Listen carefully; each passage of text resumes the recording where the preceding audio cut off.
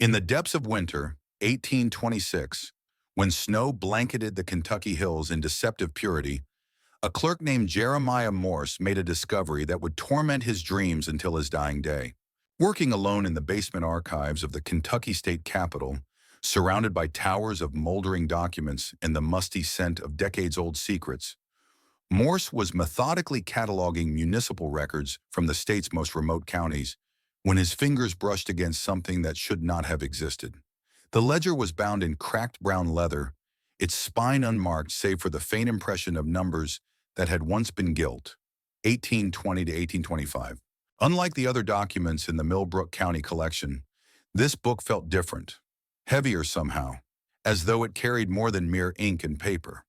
When Morse opened it, the binding cracked with a sound like breaking bones, releasing the faint odor of something medical, something antiseptic that seemed out of place among the usual smells of old parchment and dust. The first page bore a simple inscription in elaborate script: "The Register of Blackwood Orphanage, Millbrook County, Kentucky, for the glory of God and the advancement of divine knowledge." Below this, in the same careful handwriting, was a quotation from the book of Job. "The Lord gave, and the Lord hath taken away. Blessed be the name of the Lord." What followed was a meticulous record of human misery transformed into cold statistics. 347 names filled the pages, children who had arrived at Blackwood Orphanage during its most active years. Each entry contained the same categories of information: name, approximate age, date of admission, physical condition upon arrival, and parentage when known. The margins were filled with additional notes in various handwritings, observations about the children's health, temperament, and what the writers euphemistically termed their suitability for study. Mary Catherine Odell, age 7, admitted March 15, 1821. Father killed in logging accident, mother died of consumption. Excellent health upon admission. Shows remarkable resilience to fever induction. Timothy Walsh, age 12, admitted September 3, 1822. Orphaned by cholera outbreak in Louisville. Strong constitution. Responds well to experimental dosages. Sarah Blackthorne, age 4, admitted January 18, 1824. Parents unknown, found abandoned on church steps. Unusual bone structure.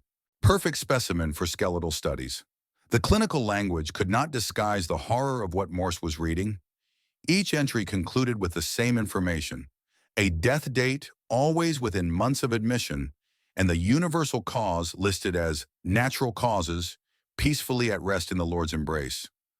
But the marginal notes told a different story, one of systematic experimentation, careful observation of suffering, and the methodical documentation of children's deaths.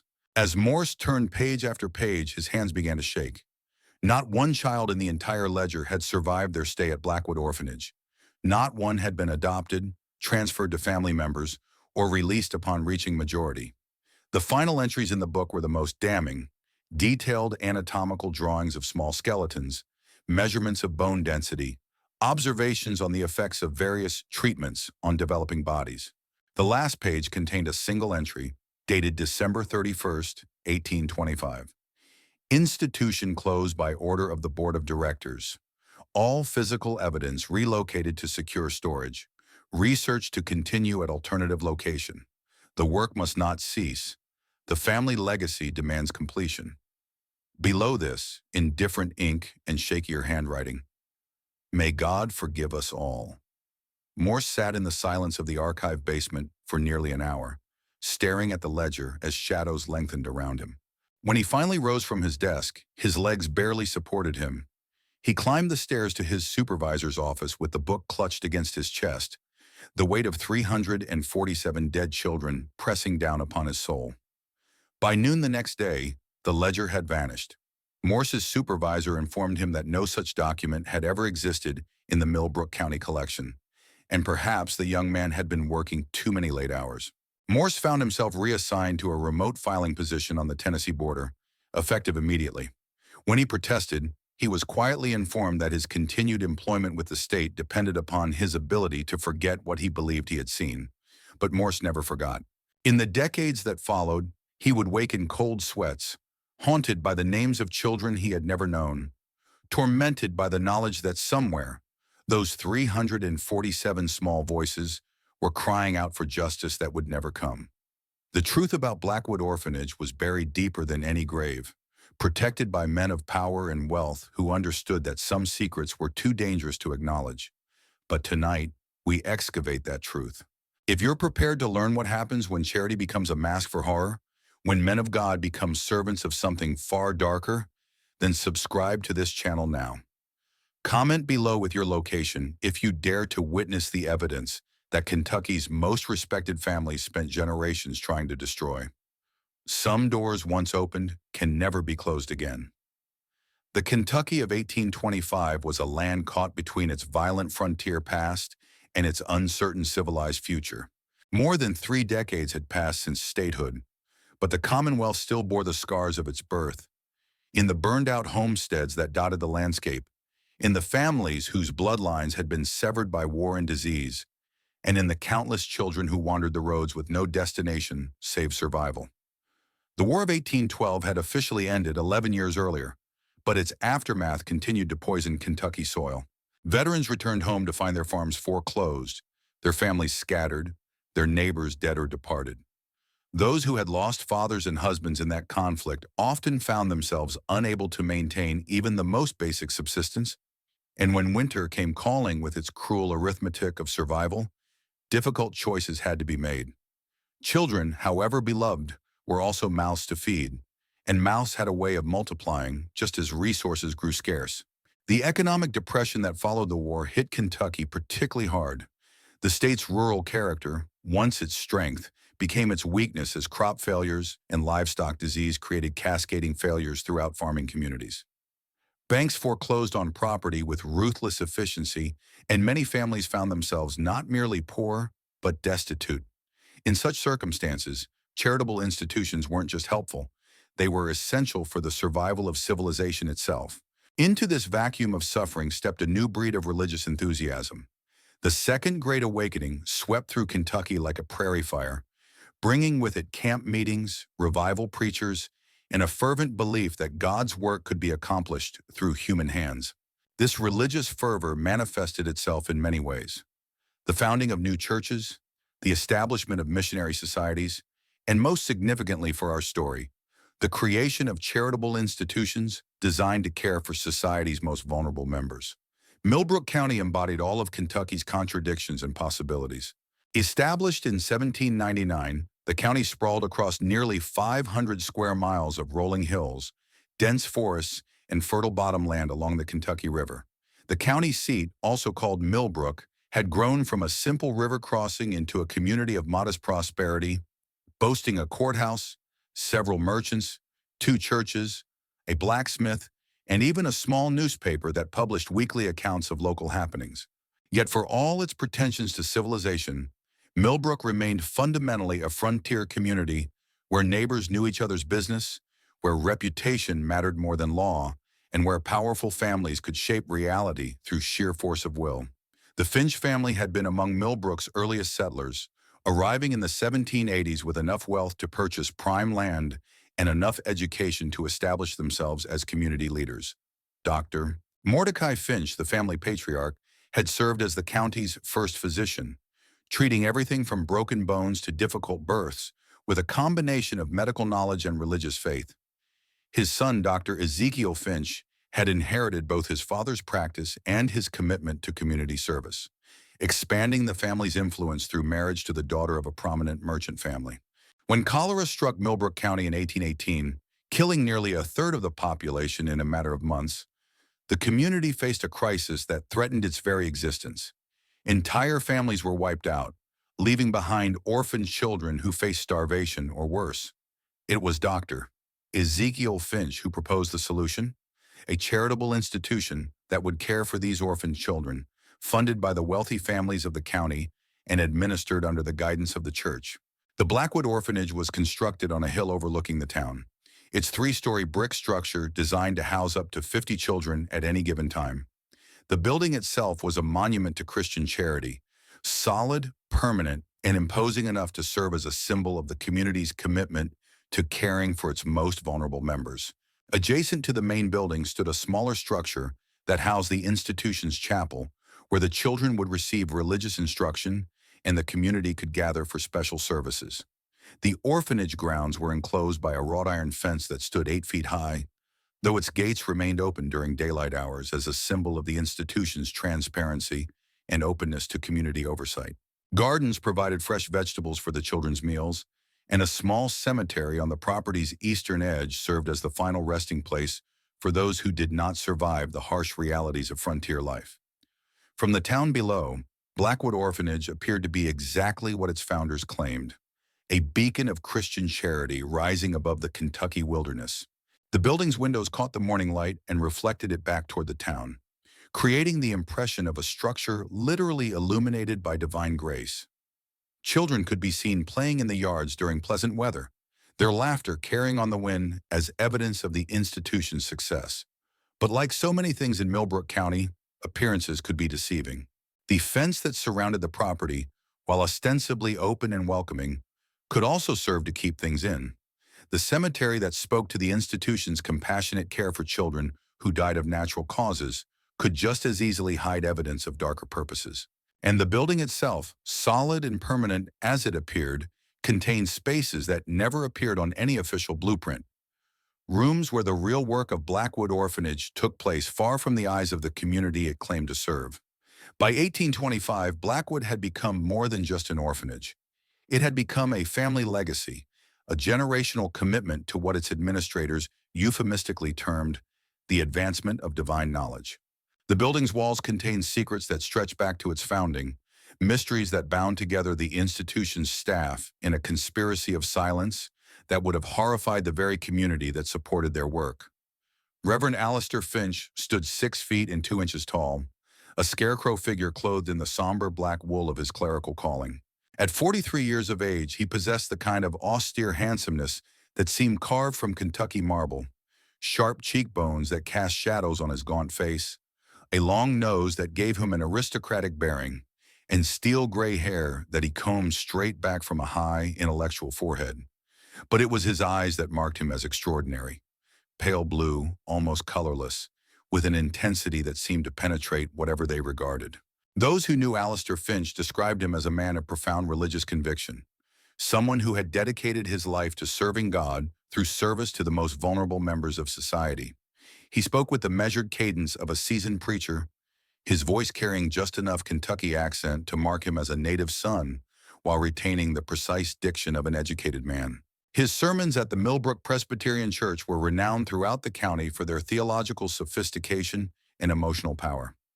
Finch's hands were perhaps his most distinctive feature, long, pale, and possessed of an almost preternatural steadiness. He kept his fingernails trimmed short and maintained them in a state of cleanliness that bordered on obsession, washing them dozens of times each day with lye soap until the skin was raw. These hands, he would tell visitors to the orphanage, were instruments of God's mercy, meant to comfort the afflicted and heal the sick. The Reverend had assumed control of Blackwood Orphanage in 1819, following the unexpected death of his father, Dr. Ezekiel Finch, who had founded the institution the previous year. The transition had been seamless, too seamless, perhaps, for those who might have questioned how a theologian could so effortlessly take on the medical responsibilities that the orphanage required. But Alistair Finch possessed more than theological training. He had spent years working alongside his father, absorbing medical knowledge that complemented his religious education in ways that served the family's true purposes. To the residents of Millbrook, Alistair Finch embodied everything they hoped for in a religious leader: compassion without weakness, intelligence without arrogance, and a commitment to charity that seemed to transcend personal interest. Stories of his dedication to the orphan children were legendary throughout the county. He reportedly spent sleepless nights caring for sick children, personally conducted their education in letters and scripture, and wept genuine tears at the small graveside services that marked the passing of those too weak to survive the rigors of frontier life. These stories were not fabrications. Alistair Finch was indeed capable of profound emotion, and his tears at those graveside services were entirely real. What the community could not know was that his grief was not for the children who had died, but for the opportunities their deaths represented. Experiments terminated before completion, observations cut short by the failure of small bodies to endure the procedures necessary for the advancement of what he termed divine knowledge. For Alistair, Finch was the third generation of his family to operate Blackwood Orphanage, and he had inherited more than just the building and its mission. Hidden in the basement of his family home was a collection of medical journals dating back to his grandfather's time. Documents that detailed a multi-generational research project that used the orphan children of Kentucky as unwilling subjects in an attempt to unlock the secrets of human anatomy and physiology. The Finch family suffered from a hereditary condition, a progressive degeneration of the nervous system that typically manifested in middle age and led to an agonizing death within a matter of years. Mordecai Finch had watched his own father waste away from the condition and had dedicated his life to finding a cure. When conventional medicine failed, he had turned to more experimental approaches, using his position as the county's only physician to conduct research that no ethical medical practitioner would countenance. Ezekiel Finch had continued his father's work, and now Alistair carried on the family tradition with a fervor that bordered on religious mania. To him, the orphan children were not merely subjects for medical experimentation, they were offerings to God, sacrifices made in service of a divine plan that would ultimately benefit all of humanity. The fact that his research had failed to produce the cure his family desperately needed only strengthened his conviction that he had not yet made sufficient offerings. Standing in stark contrast to the established reputation and deep roots of Reverend Finch was Thomas Harding, the man who would unknowingly become the chronicler of Blackwood's most terrible secrets. At 28 years of age, Harding represented everything that was hopeful about the new American Republic. Educated without being elitist, ambitious without being ruthless, and possessed of an unshakable faith in the power of good government to improve the lives of ordinary citizens.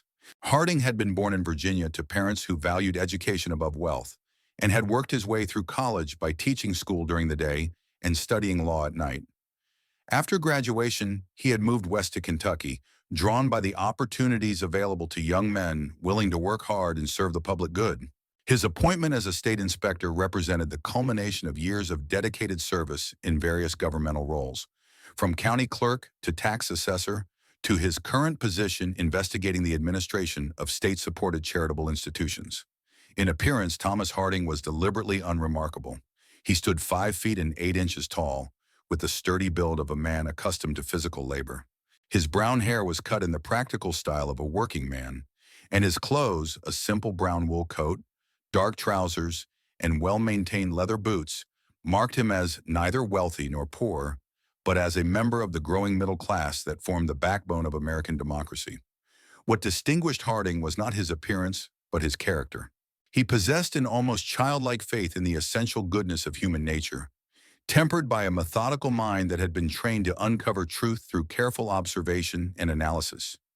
He believed that corruption and cruelty were aberrations that could be eliminated through proper oversight and accountability, and that justice was not merely an abstract ideal, but an achievable goal for any society committed to righteousness. This combination of optimism and determination had served Harding well in his previous assignments. He had exposed corruption in county tax collection that had saved the state thousands of dollars, investigated reports of prisoner mistreatment that had led to significant reforms at the state penitentiary, and ensured that public funds designated for road construction were actually used for their intended purposes, rather than lining the pockets of politically connected contractors. The letter that had brought Harding to Millbrook had arrived at the state capitol on a rainy morning in early October, delivered by a postal rider who claimed to have received it from a traveler passing through Louisville. Written in a shaking hand on cheap paper that bore water stains and what appeared to be tear marks, the letter contained only a few lines, but they were sufficient to prompt an official investigation. Sir, the children go in, but they never come out. God help them, for 300 have gone in, and none have come out. I have seen what happens in that place, and it haunts my dreams. Someone must know. Someone must care. The Blackwood Orphanage in Millbrook County is not what it appears to be. Please, in the name of Christian mercy, send someone before more children disappear forever.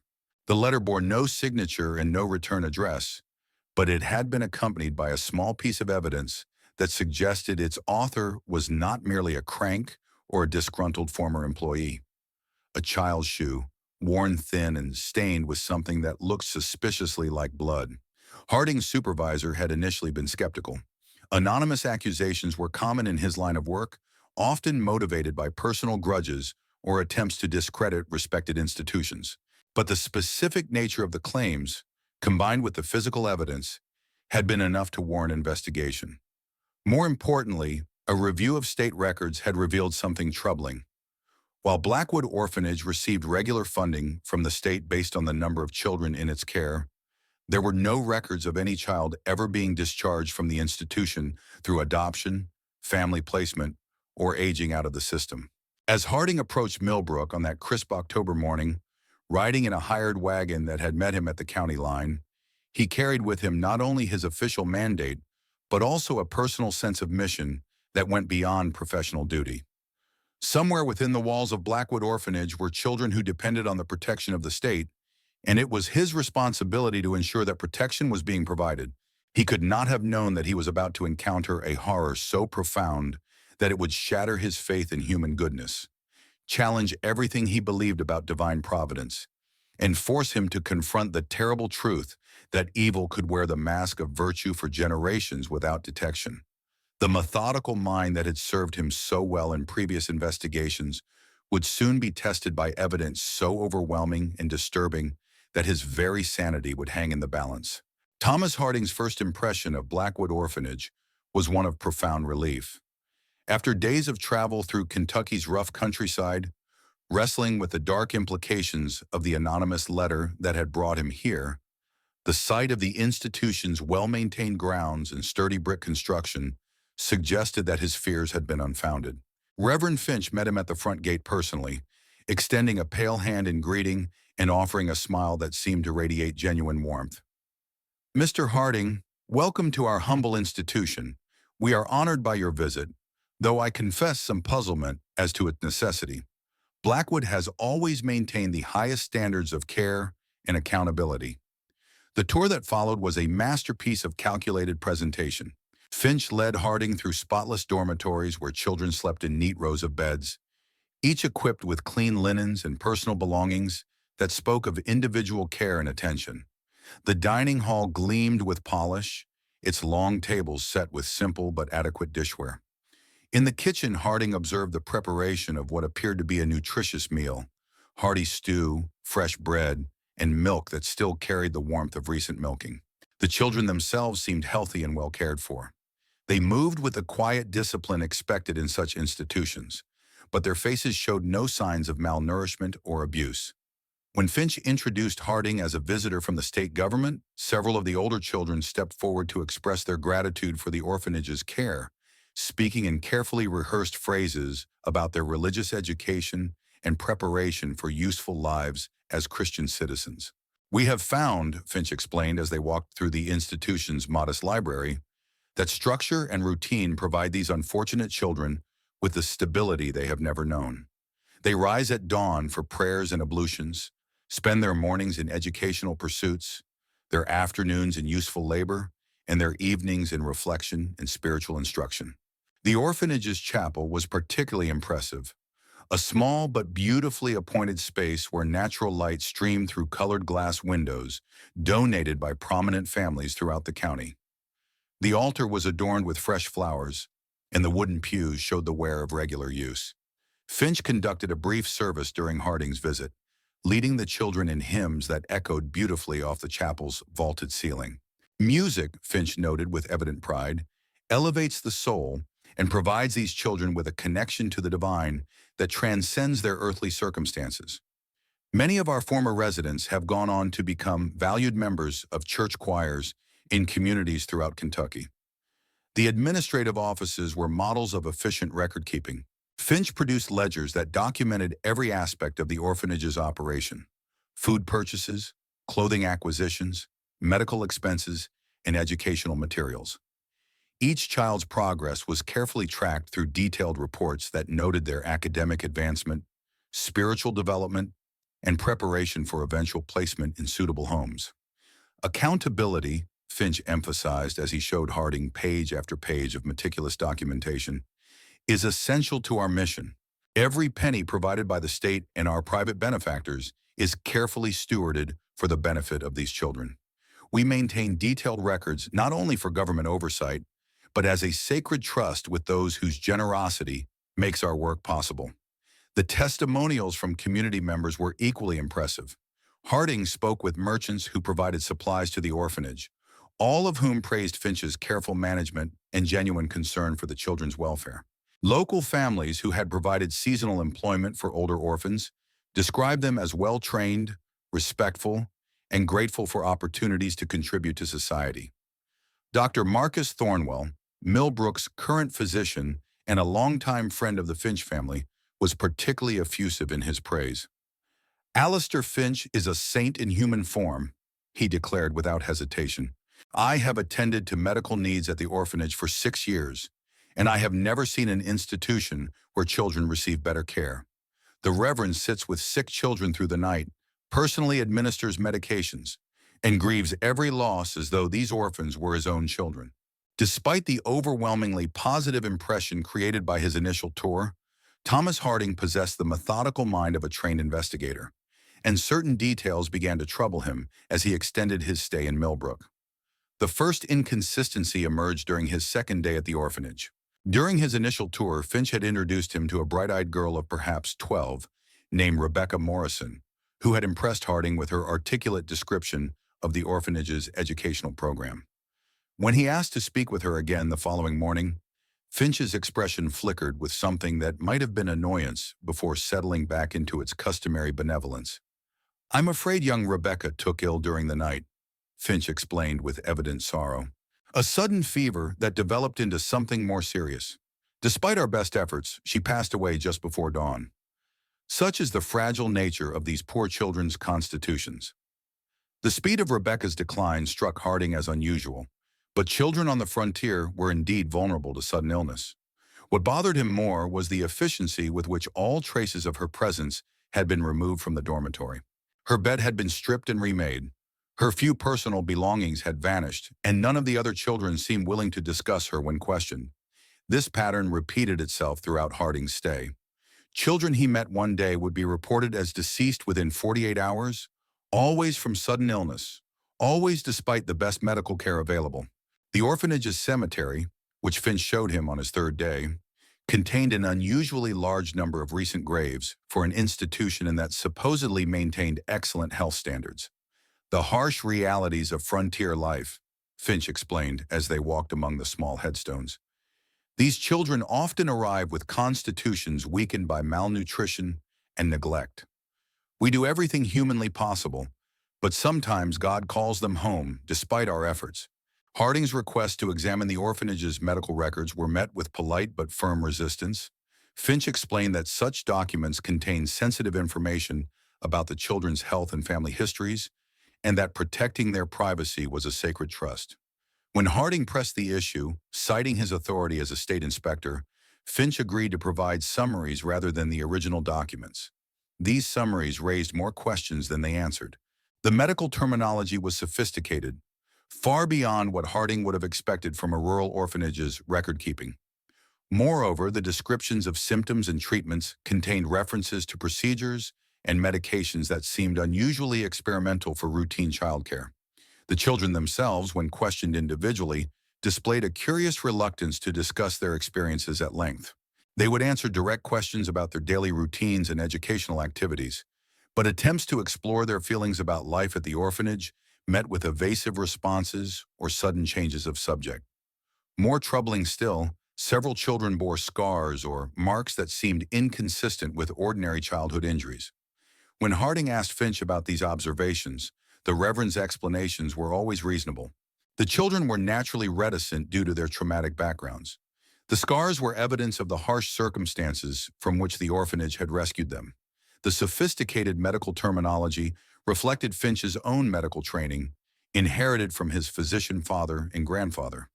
"You must understand, Mr. Harding," Finch said during one of their evening conversations, "that these children have experienced horrors that would break the spirits of grown men. Many have watched their parents die of disease or violence. Others have been abandoned by families who could no longer care for them. It is natural that they would be guarded in their interactions with strangers." Yet Harding's unease continued to grow. His years of investigating government institutions had taught him to recognize the signs of systematic concealment, and Blackwood Orphanage exhibited many of them. The too-perfect presentation, the convenient explanations for every inconsistency, the careful management of what he was allowed to see and whom he was permitted to question, all suggested an operation designed to hide something significant. On his fifth night in Millbrook, Thomas Harding made the discovery that would haunt him for the remainder of his days.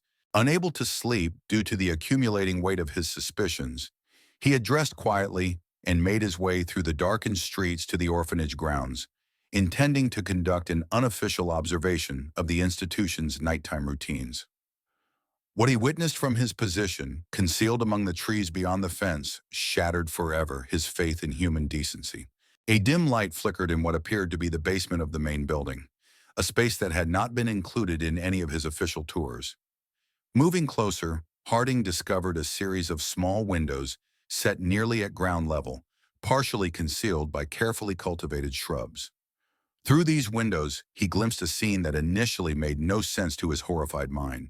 Reverend Finch, still dressed in his clerical blacks but now wearing a leather apron stained with something dark, stood over a table on which lay the motionless form of a small child. The basement room was equipped like a physician's surgery, with shelves of medical instruments, bottles of various chemicals, and anatomical charts covering the walls. But this was no ordinary medical facility. The equipment was too sophisticated, too specialized, and far too extensive for the simple treatment of childhood ailments. As Harding watched in growing horror, Finch began what could only be described as a systematic dissection of the child's body, making careful incisions while consulting notes in a leather-bound journal.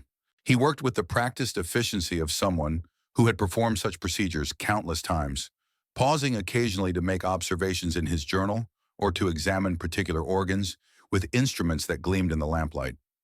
The methodical nature of Finch's work was perhaps the most horrifying aspect of what Harding witnessed. This was not the frenzied activity of a madman, but the careful research of a scientist pursuing knowledge through means that no ethical practitioner would countenance. Finch moved between multiple tables, each containing the remains of children in various stages of examination, taking measurements, recording observations, and occasionally removing specimens that he placed in glass containers filled with preserving fluid. The basement contained evidence of years of such research. Shelves lined the walls, filled with jars containing human organs suspended in chemical solutions. Charts documented the progression of various experiments over time, tracking the effects of different procedures on subjects identified only by numbers. Most disturbing of all were the detailed anatomical drawings that covered every available wall space, illustrations of children's bodies that showed not only external features, but internal structures revealed through methodical dissection.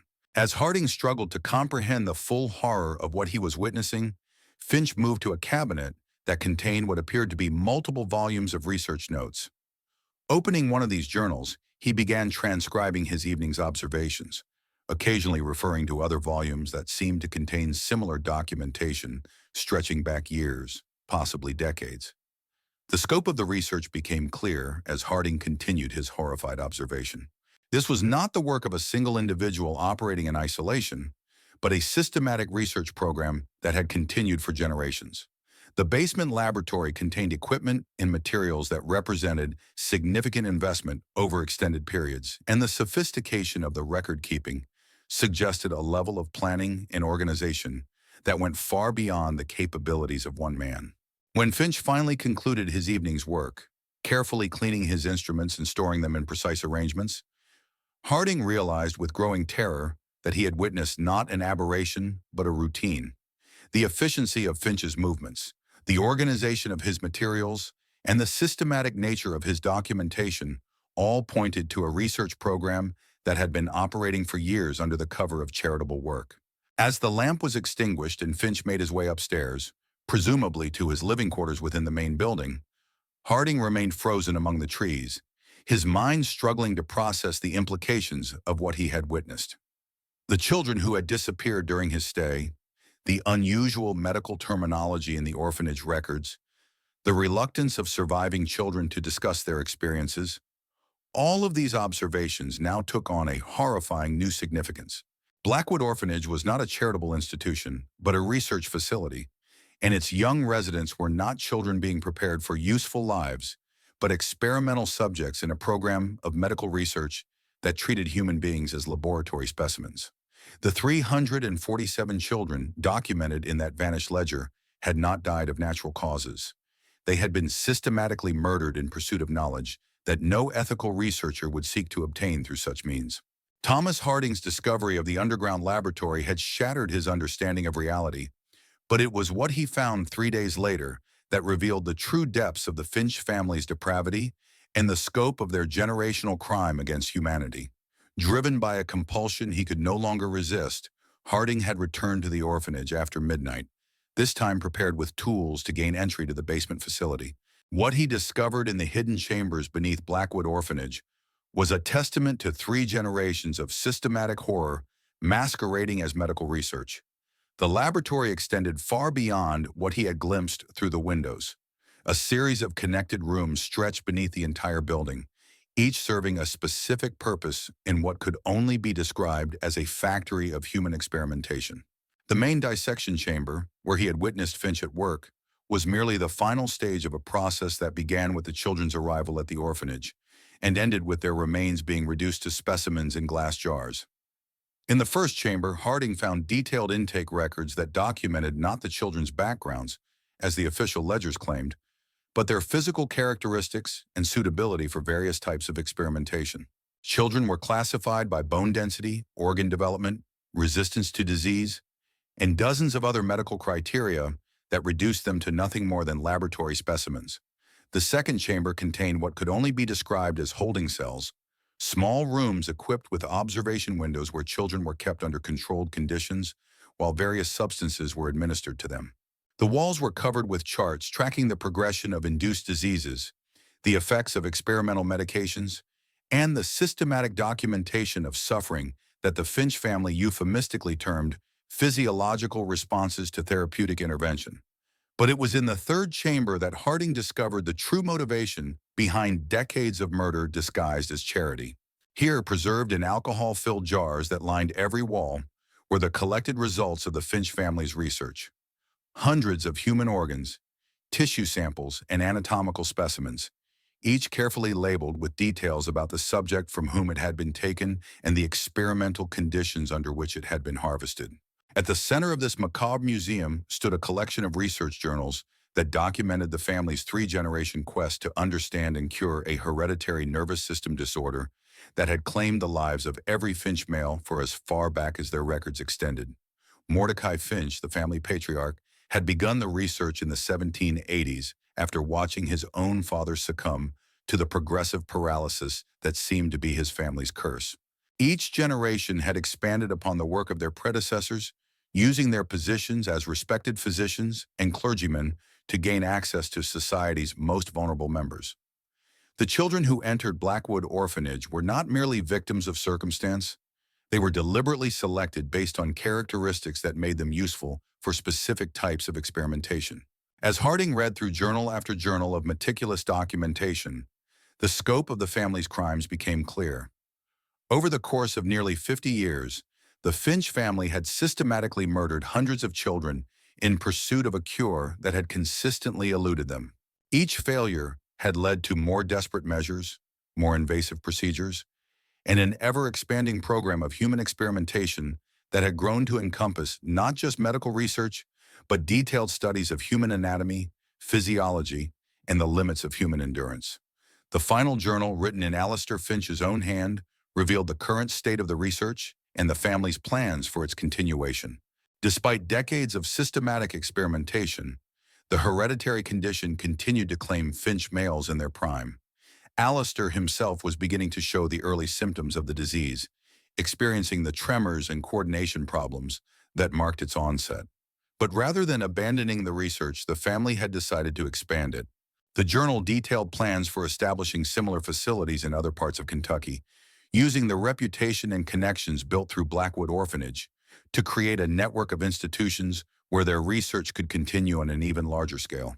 The most horrifying revelation came in the journal's final entries, where Alistair Finch detailed his growing conviction that the family's failures were not due to inadequate research methods, but to insufficient offerings to God. He had become convinced that the deaths of hundreds of children were not enough to secure divine intervention in his family's fate, and that only through the systematic sacrifice of thousands could he hope to obtain the cure that had eluded 3 generations of Finch researchers. As dawn broke over Millbrook County, Thomas Harding sat surrounded by the evidence of crimes so extensive and horrifying that his mind struggled to accept their reality.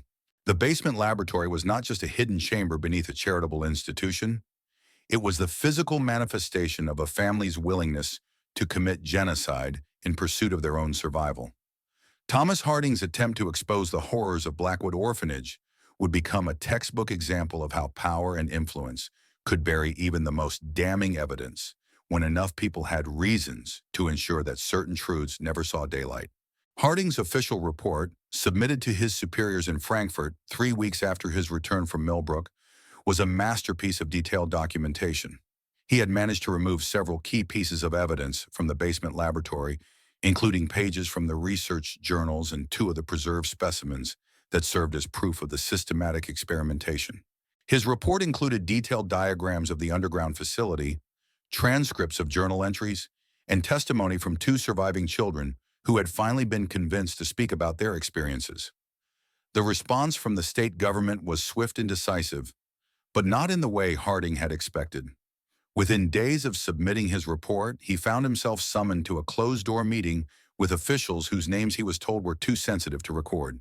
The meeting was attended by representatives of several powerful Kentucky families, including relatives of the Finches, major donors to various charitable institutions, and political figures whose careers depended on maintaining public confidence in the state's oversight of such facilities. Harding was informed that his report contained serious inaccuracies and unfounded allegations against a respected family and institution. The evidence he had collected was dismissed as either fabricated or misinterpreted, and he was strongly advised to reconsider his findings in light of the broader implications for public trust in charitable institutions throughout the state. When Harding refused to withdraw his report, the pressure became more direct. He was reassigned to a remote position investigating property disputes on the Tennessee border, effectively removing him from any role that might allow him to pursue the Blackwood investigation. His evidence was confiscated for further review and subsequently disappeared from state archives.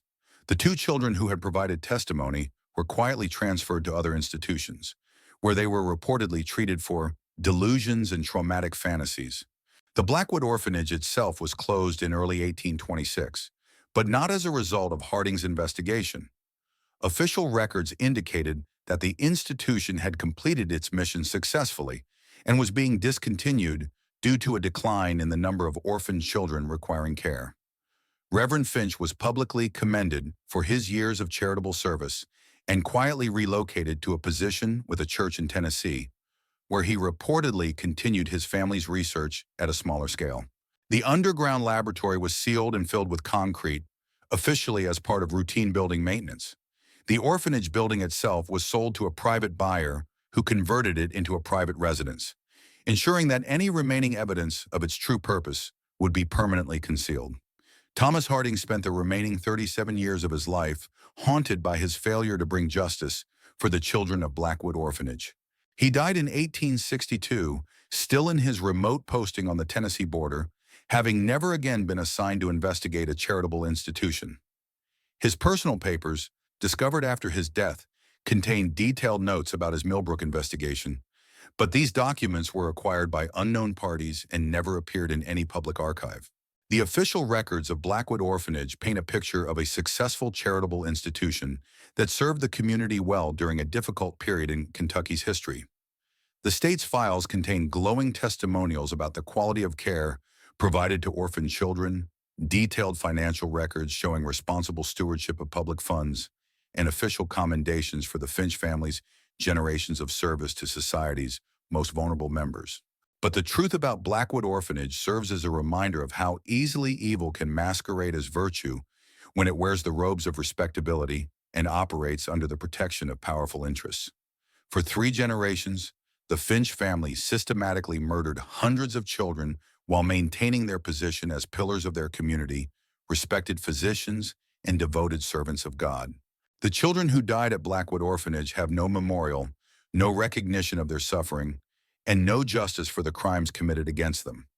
Their names exist only in ledgers that were destroyed, their deaths recorded only in journals that were burned, their voices silenced not just by murder, but by the systematic suppression of evidence that might have exposed their killers.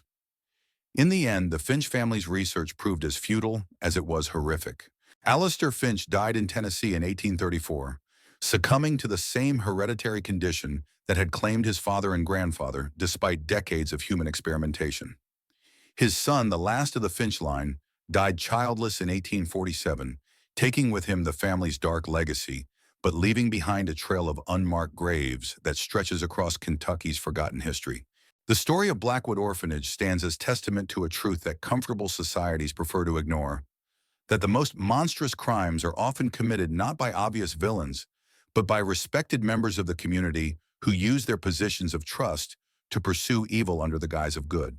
In a world where reputation matters more than truth, and where powerful interests can reshape reality to serve their purposes, the voices of the powerless are easily silenced, and their suffering becomes nothing more than a footnote in histories that prefer comfortable lies to uncomfortable truths. 347 children entered Blackwood Orphanage between 1820 and 1825. Their names are lost, their stories forgotten, and their deaths remain unavenged. They exist now only as a reminder that evil flourishes not in darkness, but in the bright light of respectability, protected by the willingness of good people to believe that such horrors could never happen in their own communities, in their own time, under their own watchful eyes.